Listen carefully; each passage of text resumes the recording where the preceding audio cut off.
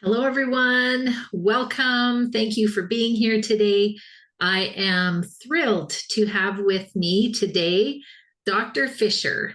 And Dr. Fischer provides therapy healing services typically focused on mental health issues such as anxiety, trauma, PTSD, self-esteem, self-confidence, depression, grief, and heartbreak. And she wholeheartedly believes in the transformative power of healing and dedicates herself to guiding others on their healing paths through RRT, hypnotherapy, and emotional healing practices. In her sessions, she integrates inner child work, recognizing its profound ability to heal our past selves and consequently impact our present and future.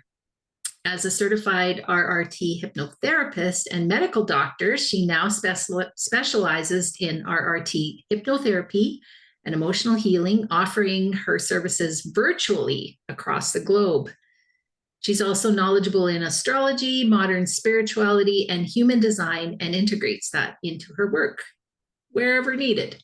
So I am pleased to introduce to you Dr. Fischer, and thank you so much for being here today, and welcome. Thank you so much for having me. I'm just so touched by your kind words and by you, expressing what I do. I could never have put it that beautifully, so thank you. You are so welcome. Yeah. I want my audience to know you a little bit better, a little bit about your background and what you do now. So tell us a little bit more. Mm-hmm. So my background, I try to keep it in the middle, right? Not getting too long, but getting the essence. So I really came to, and I apologize for the mistake. I must have written it wrong on the sheet that I filled out for you. It's RTT hypnotherapy, not RRT. Oh, that might be me. I'm sure it's RTT, so a rapid transformational therapy. And I'm very precise because I trained that with someone else that obviously, has that branding. So I want to have that correctly said. And what brought me to this is really my own journey of being in therapy for 20 years, on and off, different ways. I did even the psychoanalysis where you lie on the couch 4 times a week and, you just, like typical after Freud. I did that in Vienna, actually, in Austria, where it originated. And I then just found out, I was really struggling, and I realized through only by accessing the subconscious that I would see a change in my life. I think, every form of therapy has its place. Obviously, it wouldn't be there, right? It helps people. But for me personally, it was really big when I discovered the subconscious power and the power of the work with the subconscious. Because, and a lot of us, because I work with people now and I see that I was in my head a lot, right? And so in our head, we can be aware of things, right? I can understand, oh, I have this pattern and I'm a people pleaser and I'm this and this comes from this. But if I don't feel it, if I don't heal it in my emotional level, on my emotional level, which is in our body, right? On that subconscious level, we can also call it intuition, right? Or that part, intuition is part of that. Then I will just talk about it and theorize about it and be able to analyze it, right? But I won't see a change in my life. I mean, at least that's how it was with me, right? And I experience it like that with others too, but I'm not speaking for everyone, of course. Everyone is different. So, but my own journey brought me to that, where I was really, I didn't feel free. And I'm a very, I mean, everybody, I guess, wants to feel a certain freedom in themselves, to express themselves freely. That's why we're here, right? To, I mean, of course, not to harm others, but really that emotional expression, that if you suppress it, then it'll show up in your body as a dis-ease, right? And so I really, through the subconscious work, I could free myself from that. Not I personally, but I worked with people. And then that just changed my life so much that I was clear, like it really felt like, okay, this is my purpose now. I want to show others how to do that, right? and hopefully in less than 20 years. I mean, and rapid transformational therapy is really, every session is transformation guaranteed. So that really drew me to RTT hypnotherapy, because people often say things take time, right? And yes, time is a factor, but if you work on it, if you really go to the subconscious, go into the subconscious for 3 hours, a session is 3 hours, then there's a transformation guarantee. So it's really up to you also the speed. And I really like that about Marissa Peer also, because she said she didn't find it fair that especially people that had hard lives or hard childhoods or hard adult phases of adulthood, that they would then need to stay in therapy their entire life or a big part. I mean, that's double punishment almost, right? And she said, no, that can't be, because it's really like, if you go to the root, you'll transform it, right? No matter what it is, no matter how deep it is, right? No matter, and there is, for me, there's not really deep, whatever, like everybody experiences things differently also, right? So if you go to the root and you really touch that and you transform that and you reframe that and you really heal that, right? You give that inner self or that younger child, depending on how far back you're going to go, right? If you go back to the childhood with the scenes that come up, then we call it inner child. And if it's not in childhood, if you go back to a scene where you're 25, then I would call it younger self. Mm. So that the question was actually, how did I get here? And it was really through my own process, because like I said, I did the traditional medical studies. I graduated with an MD, and, I think it's very interesting, but I know I wanted to work on that level because there was a drive there, right? There was my purpose. So that's what brought me to hypnotherapy. Beautiful. Yeah. What an interesting journey that you're on. And how fascinating, that you have that medical background and that you've taken on all this work with the subconscious. I think it's amazing that those two things are together for you and you can see all of it. You can see the huge picture here. So tell me a little bit more about, so for people who have never experienced hypnotherapy or they don't know what it is, can you explain a little bit more about it? Sure. So I'm thinking how to start best, because I feel like one of the things that I like a lot about it, because a lot of people come to me also and they are a little bit scared of hypnotherapy almost, because they have this picture of hypnosis being used for entertainment purposes, right? In some movie where somebody goes to the circus and you look for volunteers, and then somebody goes to the hypnotist and they get them into the subconscious and they bark like a dog, and then they wake up and they don't remember anything, right? So that's not at all it, because we are using it for therapeutic purposes, right? So we want you to be aware. We want you to be conscious of it, right? We want to self-empower you. So you are going to be present. Your consciousness is present, right? But our focus is on the subconscious. So we're working and we are in the subconscious, in your body, right? The body keeps the score. I like that book phrase that Dr. Karl of Van der Karl created, right, with this book. And so it's really being present in your subconscious level. Like it's really like a meditation, being more relaxed because you're not in your head, right? You're really feeling your body. You're feeling yourself on the surface you're sitting on, right? So it's really that intelligence of our body, right? We've probably all experienced like a spark of intuition sometimes, where we go somewhere and then we realize, oh, there was an accident on the other road and I intuitively took this road today. And I'm like, oh, wow. Or in bigger or in smaller incidents, right? But where we really feel connected to that intelligence on our body, because it's so huge. It's so intelligent. I mean, our body does so many things by itself, right? And so there's so much intelligence there. But I think it's so undervalued in our system, in our education. We never learn about that. Everybody's just only interested in our intelligence in our brain, right? And there's nothing wrong with that. That's amazing too. But we are really tapping into that intelligence. So I would really say, in short, it's tapping into the intelligence of your body. And it's very scientific also, right? I mean, doctors really are using it also. And so there's really no charlatanery around it, because some people also think they are under this spell almost, right? And that's really not it at all.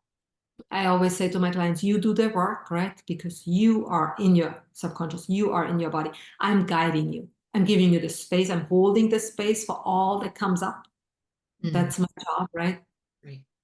And because trauma often only happens because nobody's there to hold space, right? Because if we experience intense or traumatic or overwhelming things, and we would have someone there that can hold the space for everything that we are feeling, then we wouldn't go away with a trauma from it, but we would just be able to integrate it.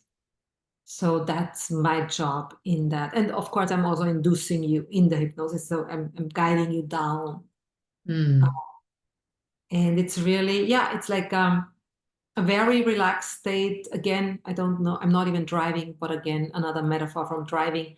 Like if you're in the car and sometimes, you know, you go back and forth the same commute every day. And then sometimes you don't even know how you got home, right? You're just like, oh, yeah, I was not aware that I was in that time, being in that space where you are really in yourself, right? I mean, not dissociating, that's again something else that we often work on with hypnosis again.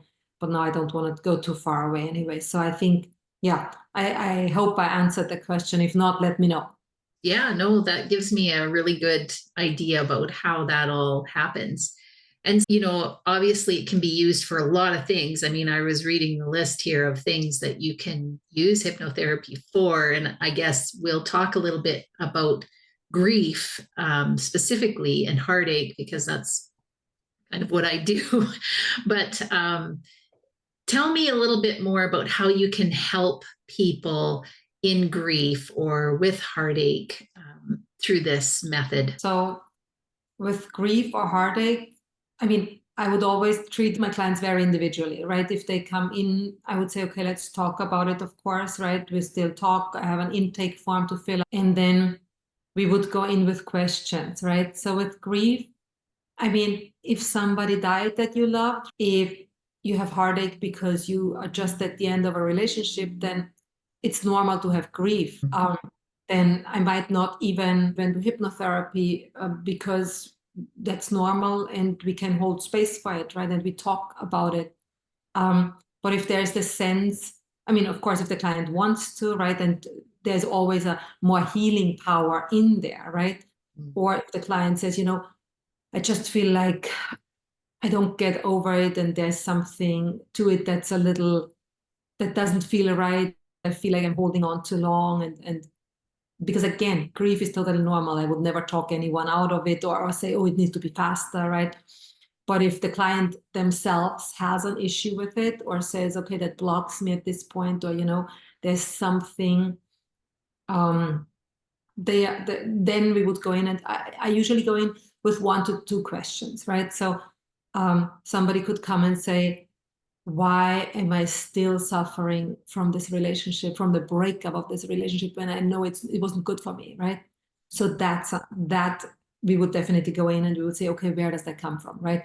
And often pictures come up from way before that relationship. And then once you heal that, the breakup of this present relationship is not even so, is not, in the perspective, is not perceived as so bad anymore emotionally, because you actually healed the ground of where that could happen, that it was so bad, right? That there was this often, right? I'm talking about what happens often, that people are really obsessing with other people, right? And there's usually a kind of a self-worth issue, right? Where they're obsessing about another person because they need their validation so badly that they lose their own selves, or they give their own selves up in that grief, right? That's of course different if a loved partner dies or a loved parent dies, and yeah, I mean, they can also be together, right? A partner can die where there was toxic systemic things happening too. But then we would go in, right? And we would heal that, and we would really give that back, right? A scene comes up for someone that goes in and says, why can't I let go of this person when I know they were not good for me, right? When I know I deserve better, when I know it hurts me to look on their social media page and see them already moved on with some new partner, right? And then we would go in, and again, usually scenes pop up, right, for the subconscious, like, why is that like that? And we usually use as many senses as possible. So some people see and feel and hear it, and some even smell it, and some might just feel and hear it. So either sense is totally fine. The more, the better. A scene might come up where they are 4 years old and their caregivers are so busy with themselves that they can't even pay any attention to that little child, right? And that child asks for attention and says, look what I can do. And look, mommy, daddy, I can dance. Or look, grandma, or whoever the caregiver is, right? And I can do this. And then they come maybe with a drawing, and they are totally neglected or ignored, right? And then, of course, they internalize, I'm not worthy, right? I'm not enough. Something must be missing, right?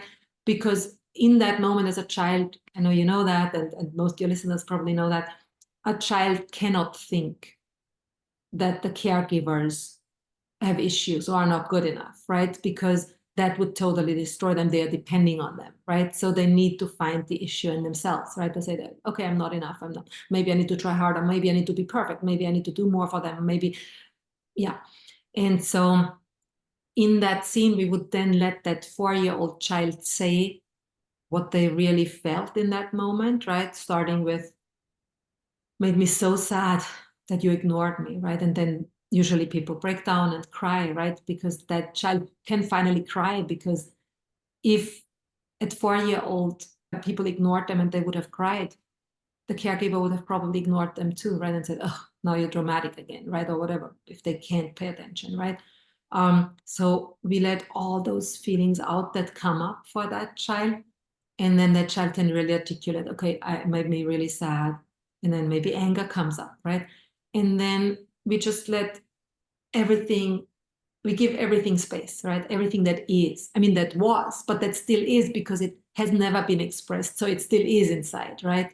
So we give that space, and then it can transform.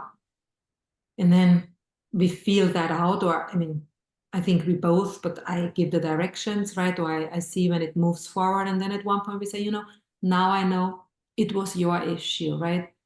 You were supposed to pay attention to me because you were my caregiver. And whatever your reason was, right? Sometimes we know the reason, sometimes we don't. I give that back to you, right? Because if I give that back, right, and then I really say, give it back, like physically, see a suitcase. You give a suitcase back. You give a package back. You give a trash bag back. Whatever comes up for you when your eyes are closed.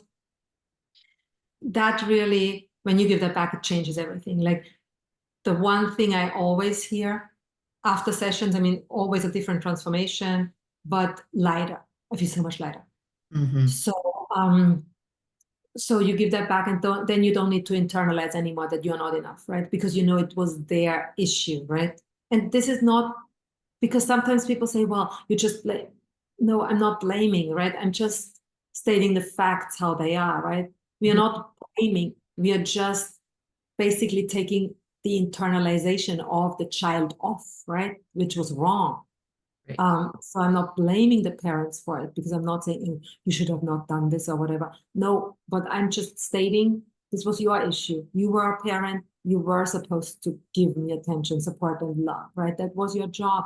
And I understand you did the best you could. You couldn't do it better, but I'm still going to give you that back, right? I'm not going to internalize that as it meaning something about me and my work.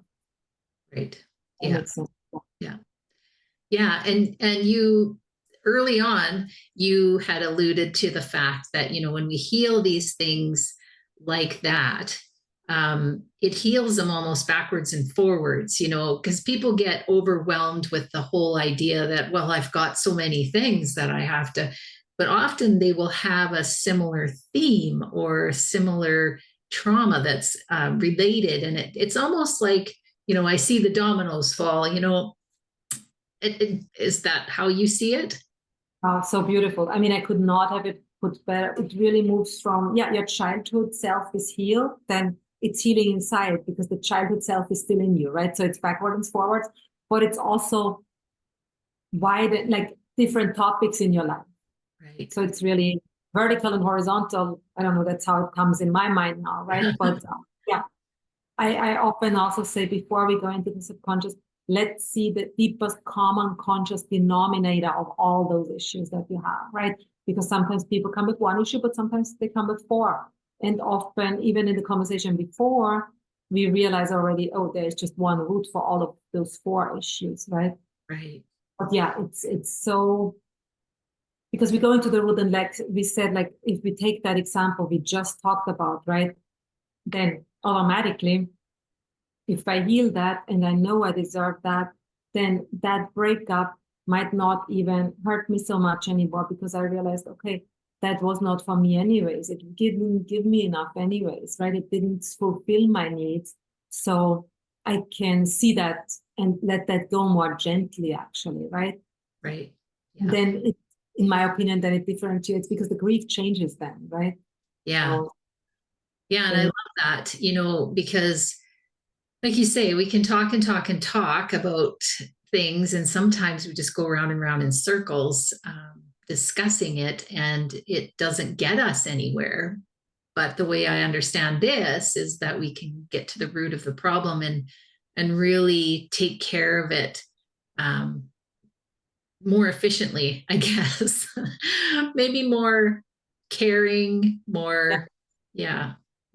I think it's really, I mean, you smiled or chuckled now a little, right? When we said efficiently. I think it is more efficiently. Yeah, it's such a business word, maybe, right? That we think, oh, it doesn't belong here. But I think it can be kind and caring and efficiently at the same time, right? I think those do not exclude each other. Mm-hmm. Yeah. Because I do think it is efficiently, yeah.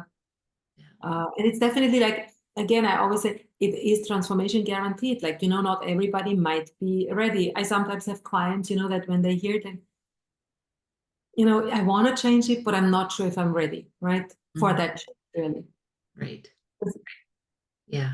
The issue that we hold, there is something we hold on to, right? Like it's definitely, even if somebody comes and says, there's so much pain in it, so much suffering, so much suffering in this, but there is some payoff, some form of payoff.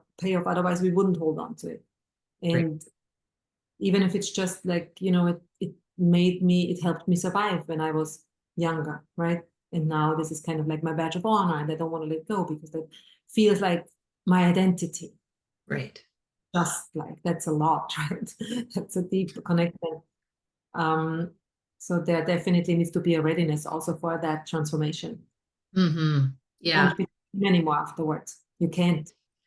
Yeah. And do you have like a session where people can kind of discern that, whether they're ready or not? Yeah. Mm-hmm. When I even talking to people before, I see if we match actually, right? I have free consultations that I offer, and yeah, in those we would usually discuss what we just discussed, and or as much as they want to know. Some people come already more knowledgeable, some less, and then they would also share what they want to work on and my experience with it and how they feel about it, and yeah. Wonderful. So I just want to touch a little bit on, because you've kind of expanded your knowledge spiritually, and you've got some knowledge of astrology and the human design and all of that. And I know a lot of the listeners that I have would be very interested in knowing how sometimes you can integrate that into your work. I mean, I would say I don't saw astrology. I don't actively integrate it. I might have it in the back of my head sometimes. Okay. But I definitely have clients that talk about it, right, in presenting their issues, and I can tune in if that's meaningful to them, right? I can hold space for that also, right? And I have a background knowledge so they don't feel like they're talking to a wall. Right. So it's more like that. Yeah, it's not very actively using. Yeah. No, that makes sense. And I mean, I think a lot of us have some knowledge of astrology if we're interested in the spiritual realms. So we kind of fall into some of that. And it's kind of interesting, you know, when retrograde is on, everybody's like, well, we can account maybe some of these things to that. But yeah, I find that interesting that you've expanded your knowledge to a place where you can accommodate a lot of people with a lot of different interests. And I think that's beautiful. And obviously you have a really personable personality, character that I think people would be drawn to. So how do people find you? Thank you so much for your kind words again. Wow. I mean, I'm so drawn to you. Like you are someone that I guess everyone that can use help will be drawn to. Such a kind spirit. People usually find me through Google, and that links to my website. My website, in my opinion, has a very catchy name. So it's hypnotherapy.com. So I think that's also very easy. But usually I started asking how people find me, and usually it's Google. They type in anxiety and then I pop up, or they type in hypnotherapy and then I pop up. So yeah. Beautiful. Yeah. So we'll make sure that link is underneath the video so that people can find you. And you work through Zoom, or how do you work? Through Zoom. Yeah. I work remote only. It works really well. I started remote. I'm in New York, but I have always actually had clients from different states first. And then I had an office in New York for a while, and then I closed it because of COVID. And then I have to say, I just stayed closed and just via Zoom because I didn't miss anything, I feel. While my clients didn't miss anything, I didn't feel like I could give more in person because I feel myself in person. Like I'm kind of in person when I work via Zoom also. Yes. Yeah. So I work virtually only. And yeah, and in that way, I can also work really internationally. My mother tongue is German, as you might have heard on my accent. So I work in Austria and Germany also. Nice.